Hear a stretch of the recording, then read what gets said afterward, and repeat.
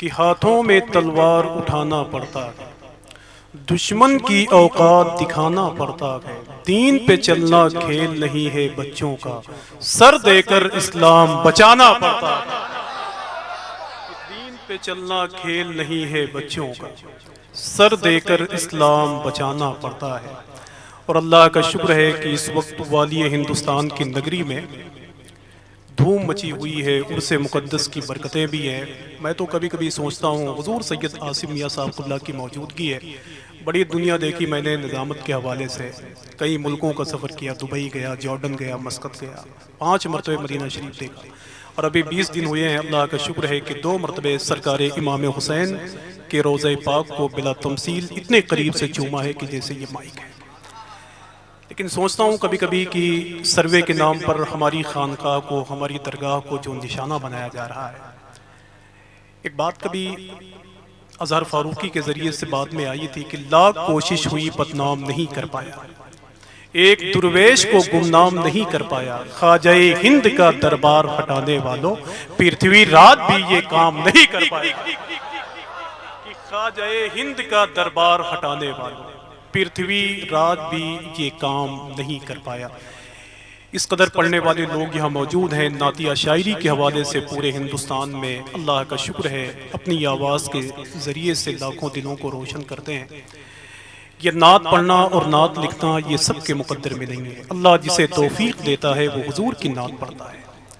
کون نہیں جانتا ہے اجمل سلطان پوری کو یار، اس کے زمانے میں اس سے بڑا نعت کا کوئی شاعر نہیں تھا۔ اجمل سلطان پوری نے ایک مشاعرے میں ایک شعر پڑھا تھا نعت کا، تو جتنے لوگ اپنے گھر گئے تھے سب کی آنکھوں میں آنسو تھے۔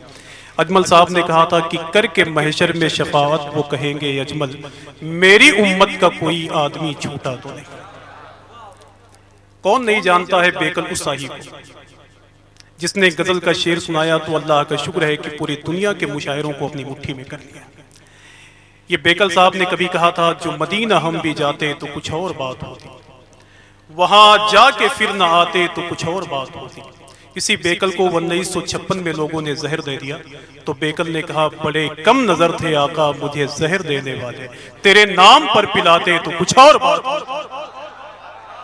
بڑے کم نظر تھے آقا مجھے زہر دینے والے، تیرے نام پر پلاتے تو کچھ اور بات ہوتی۔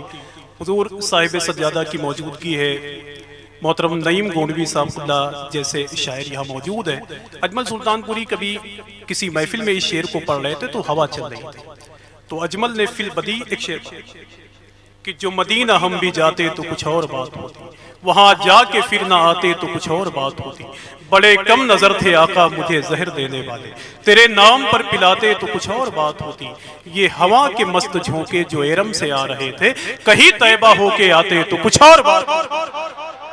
یہ ہوا کے مست جھونکے جو ارم سے آ رہے تھے، کہیں طیبہ ہو کے آتے تو کچھ اور بات ہوتی۔ یہ نعت لکھنا سب کے مقدر میں نہیں ہے۔ کون نہیں جانتا ہے ڈاکٹر راحت اندوری کو، جس کے 2-3 شعر سننے کے بعد میں پوری دنیا کے مشاعروں میں لوگوں کی خواہش پیدا ہو گئی کہ لگے گی آگ تو آئیں گے گھر کہیں عزت میں، یہاں پہ صرف ہمارا مکان تھوڑی ہے، سبھی کا خون ہے شامل یہاں کی مٹی میں، کسی کے باپ کا ہندوستان تھوڑی ہے۔ راحت اندوری ریلوے اسٹیشن پہ بیٹھا ہوا تھا، ایک آدمی نے اس سے کہا کہ راحت صاحب آپ نے غزل کا شعر سنایا تو پوری دنیا کے مشاعروں میں آپ نے شرکت کی، کیلیفورنیا جیسے مشاعرے میں آپ کو لوگ چیف گیسٹ کی حیثیت سے بلانے لگے، کیا آپ نے کبھی نعت لکھی ہے کہ نہیں؟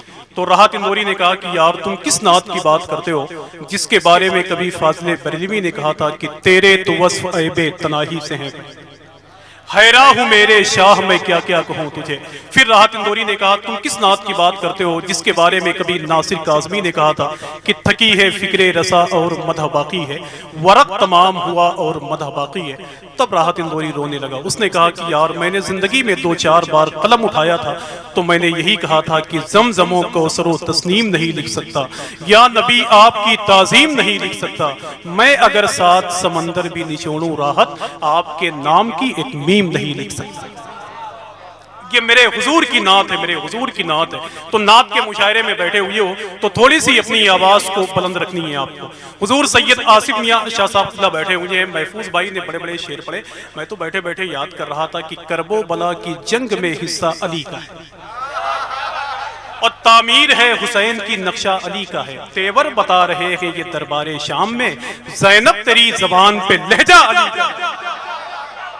تیور بتا رہے ہیں یہ دربار شام میں، اس میں تو بہت سارے میرے دوست بیٹھے ہوئے ہیں جو میرے ڈر سے بولتے ہیں کہ بعد میں ان کی خیریت ایک شعر اور پڑھتا ہوں کہ کرب و بلا کی جنگ میں حصہ علی کا، اس سے بڑا شعر ابھی منقبت کے حوالے سے میرے پاس نہیں ہے، تہنیت کے حوالے سے، کہ کرب و بلا کی جنگ میں حصہ علی کا۔ اب دیکھنا چاہتا ہوں کہ آخر وہ بولنے والے لوگ کہاں ملیں گے۔ میری جماعت کے علماء تو رمضان سے پہلے ہی اعتکاف میں ہیں۔ تھوڑی سی آواز، تھوڑی سی دعائیں چاہتا ہوں حضرت بولیے ماشاءاللہ کہ کرب و بلا کی جنگ میں حصہ علی کا۔ محفوظ بھائی اگر میں سچا شعر پڑھ کے جا رہا ہوں تو ذمہ داری آپ کی ہے، نعرہ لگانا۔ میں دعا کرتا ہوں کہ آپ کے موبائل کا نیٹ ورک خراب ہو کہ کرب و بلا کی جنگ میں حصہ علی کا، تھوڑی سی دعائیں کہ کرب و بلا کی جنگ میں حصہ علی کا ہے، تعمیر ہے حسین کی نقشہ علی کا ہے، تیور بتا رہے ہیں یہ دربار شام میں، زینب تیری زبان پہ لہجہ علی کا ہے، اور حیران ہیں لوگ حضرت آصف کو دیکھ کر، شہزادہ علی ہے کہ سایہ علی۔ نعرہ تکبیر، زور سے استقبال کریں نعروں کے ساتھ، نعرہ تکبیر، نعرہ رسالت، مسلک اعلیٰ حضرت، مسلک اعلیٰ حضرت، عرس مقدس، نعرہ حیدری، نعرہ تکبیر۔ سبحان اللہ کہ کرب و بلا کی جنگ میں حصہ علی کا ہے، تعمیر ہے حسین کی نقشہ علی کا ہے، تیور بتا رہے ہیں یہ دربار شام میں، زینب تیری زبان پہ لہجہ علی کا ہے، حیران ہیں لوگ حضرت آصف کو دیکھ کر، شہزادہ علی ہے کہ سایہ علی کا ہے، شہزادہ علی ہے کہ سایہ علی کا ہے۔ حضرات آئیے بہت ہی ادب اور احترام کے ساتھ نعت کے مصروں کی بالیوں سے، اس کی خوشبوؤں سے اللہ کا شکر ہے اپنی مشام جاں کو آپ لوگوں نے معطر کیا ہے۔ میں گزارش کرتا ہوں اس نعت کے مشاعرے میں جہاں کانپور کے ادبی فضا میں سانس لینے والی آواز جناب زین العابدین جیسے لوگ موجود ہوں، تو میں گزارش کرتا ہوں ثنا خان رسول جناب ریاض بلرام پوری جو یہاں تشریف فرمائے، ان کا نام غالباً ریاض الحق بلرام پوری ہے۔ میں ان مصروں کو حوالے کرتا ہوں کہ جو پڑھو جاندار پڑھتے ہو، تم بہت شاندار پڑھتے ہو، میں اسے بار بار سنتا ہوں، تم جسے ایک بار پڑھتے ہو۔